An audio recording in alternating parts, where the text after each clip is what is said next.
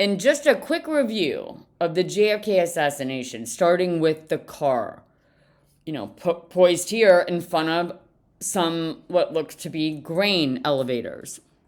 But anyways, it was designed by Hess and Eisenhart of Cincinnati, Ohio. In addition to Hess standing for Halliburton Energy Systems, his daughter's name is Walker. She auctioned off the license plates, in just 2015. Daughter of Hess. Right? It's interesting because Hess and Eisenhart normally design hearses, custom hearses. And Continental, see, this is a Lincoln Continental they put them in.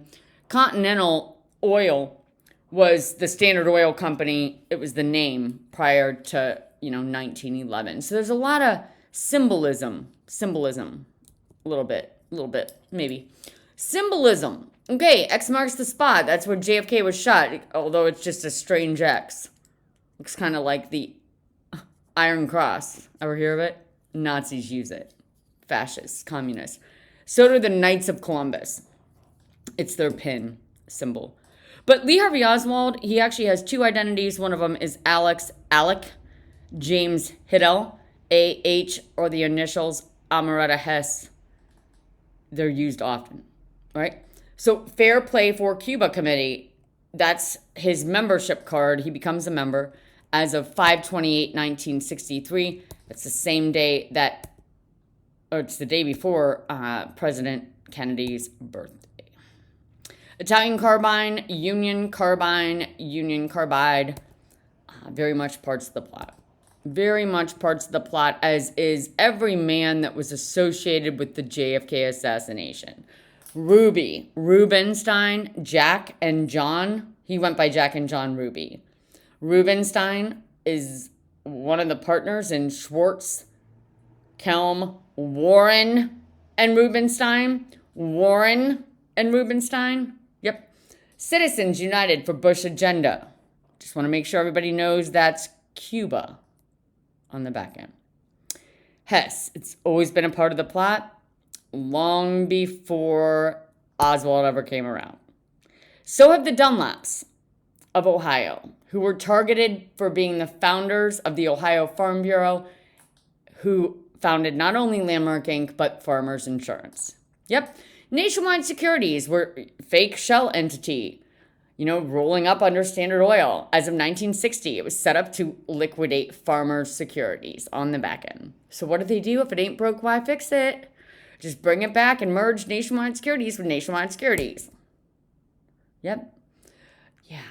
Ohio Farm Bureau Cooperative Association. When you get Big Papi in as vice president or president, he does whatever the hell he wants. Let me just put it that way. But yeah, he's been actively trying to move this plot along, but it's ultimately his son and Dick Cheney who, ahead of 9/11, reinstate 7,809 historical entities, all with assets left to claim for Standard Oil. Yep. Jack John Dunlap, one of the biggest entities, double agents of the 1960s that everybody never mentions as going hand in hand with the JFK assassination, but this was JFK's doppelganger, if you will. He actually kills himself right as JFK is going to Germany, and that is a sign that JFK was out and Big Papi was in. If you don't get it, just watch more of my videos. It'll start to come around. This guy, George de Morganchild, he has a cousin named Nancy Tilton. He kills himself at the Tilton residence. Tilton was the alias for Wilton in the 1960s. Wilton was Harry Wilton, the founder of the Texas company, Gulf Oil.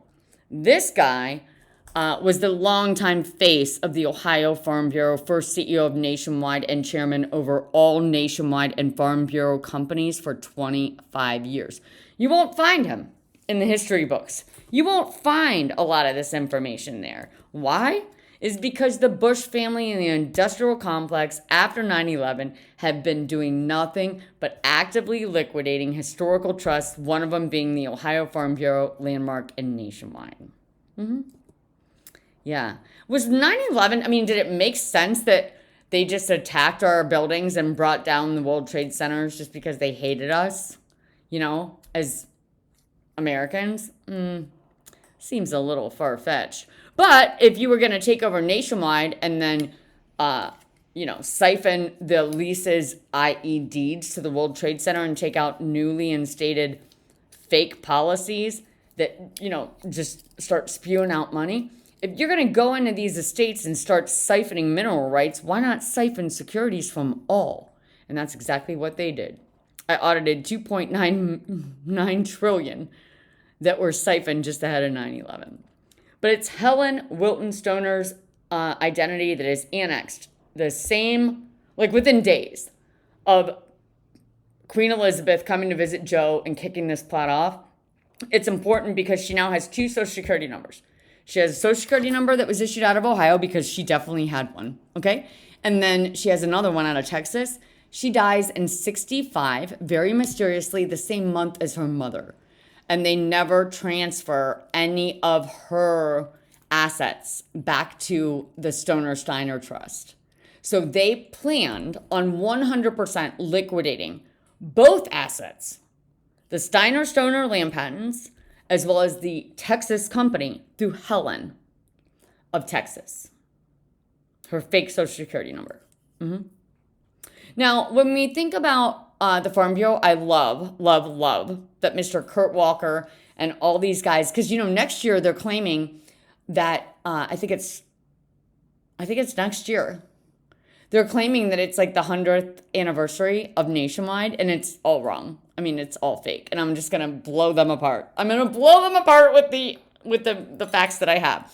But fact, Lincoln D. Murray was a double agent in the 1960s, acting no different as Epstein, flying people all around the country, taking the head of agriculture, who's this Orville Freeman, he's also a double agent, to this Cooperative League United States meeting, just jumping on a private plane. He is supposedly the head of Nationwide Corp and all of its subsidiaries. These are the shell doppelgangers that were created to absorb the identities and assets of the real companies. So my grandmother told me that there was a massive investigation into securities fraud in the 1960s, and although they got to the bottom of it, they never really got to the bottom of it. But make sure you see Rubenstein. I mean, these guys, they're just crazy. But this is the Farm Bureau Automobile Insurance Company on fake letterhead with no address. It's clearly been doctored, manipulated. He's claiming to be the secretary, M.D. Lincoln, in 1933. And he is being granted the consent of the name Farm Bureau Mutual Fire Insurance Company, which has nothing to do. Why? Well, I mean, if you're gonna blow up some stuff, you might as well create a fake insurance entity to take out policies and make money off of it, right? So anyways, Sarah M. Dunlap and George H. Dunlap were the only 2 surviving grandchildren of Hugh Dunlap. See him right there? He was the founder of the Farm Bureau. Got it? Yep. And he was highly targeted by who? The Royals. The Royals. I know that sounds crazy, but they make up, I would love for the royal family to let us know who their distant cousins were through Diana Spencer. It's all over the news in the last 10 years. In fact, Will and Harry both announced that they have Indian descent in their blood. That's why I was like, how is this supposed to end? Are they going to be claiming as if, yeah, they did. They claimed as if they were the rightful heirs to the Washington land patent, all the federal land patents that had been in the Stoner-Steiner name, the Ohio Farm Bureau, and Texas Oil. That's pretty much what they did, claiming there were no heirs. So rewriting history, one walker at a time, that's what they were doing. Liquidating American estates for foreign adversaries. So what if 9/11 was to hijack more than just a few airplanes? Well, this entity, which is BP Commercial Development, British Petroleum, and Standard Oil Company under Dunn, they incorporate the American Farmland Trust as of November of 2001. And what is it doing? What is it doing? It's the American Farmland Trust. It's absorbing all of the titles that have ever been affiliated with the Ohio Farm Bureau. Boom. But I mean, in 2001, I had a 9/11 just after Big Papi and son, George W. and Cheney get in office. They filed so many fake court cases against historical estates, and they should have been smarter. They really should have been smarter because they're just stupid. I mean, they're stupid men. Lazy as all get out. I mean, amend the plot, guys. I mean, someone's going to be able to clearly piece this together. Texas company, Port Arthur, Texas. Number one target, but you couldn't bust his trust without busting the Farm Bureau because his ranch was backed by farmers. Get it? They keep it in the family here. This is Harry and Helen. Then we got Rudolph, my buddy Rudy,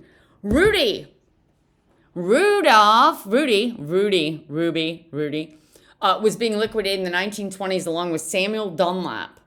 Rudolph Steiner's pretty well known. If you don't know him, you probably won't get to know him because they've wiped his ID off the map. You learn more about him overseas than you would in the United States. But his grandson died in 9/11. His grandson was named Rudolph Steiner III, and they changed his name to William Rudolph Steiner. Look it up. Yeah, he's married to a woman named Russia. He died as part of the McLennan Marsh employee team. World Trade Center 1.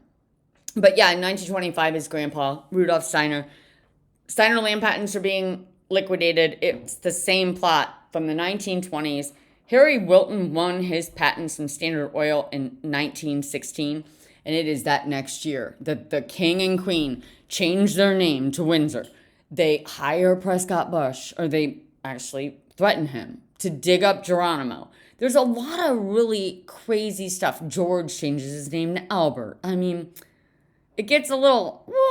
And then American Farm Bureau Federation has always been owned by Standard Oil. They've never been affiliated with U.S. agriculture or farming. So anytime that they take over these entities, sorry, our family never knew this. I only learned it through tremendous research. It's the biggest sign that death is on our way. The biggest sign. So for the record, it's the American Farm Bureau that was founded in 1919. The Ohio Farm Bureau was founded much sooner. Much further. We go way back. And their number one goal was to absorb the assets, identity, and mineral rights affiliated with all of the land and coal that have been titled to the Ohio Farm Bureau since 1867. That's when the Farmers Trust was established. And it's the exact same bank, Union Bank and Trust. That's why Prescott established the Union Bank and Trust. But as of 1998, there were plenty of signs, people. Plenty of signs. Nationwide's logo changes to this. And if you're not familiar with the Knights of the Templar, this is an upside-down cross with the British flag behind it. Washington was a Knight of the Templar. Cash bribe oldie. Bringing it back. Bribing anybody and everybody. You know, they keep on talking about Epstein and bribes and only children? Only children? What if there's about 300 men in the United States who took millions and millions and millions of dollars both ahead and after 9/11, making them bona fide terrorists? What do you think of that? I don't know. Well, anyways, the man from Nationwide is on your side. The logo came back from the 60s. And whenever we see that, we should be worried. Because Nationwide Financial came back, and Nationwide Financial's logo is own your share of America. And so what they've been doing is just transferring 100% of U.S. agriculture overseas. Yep, overseas.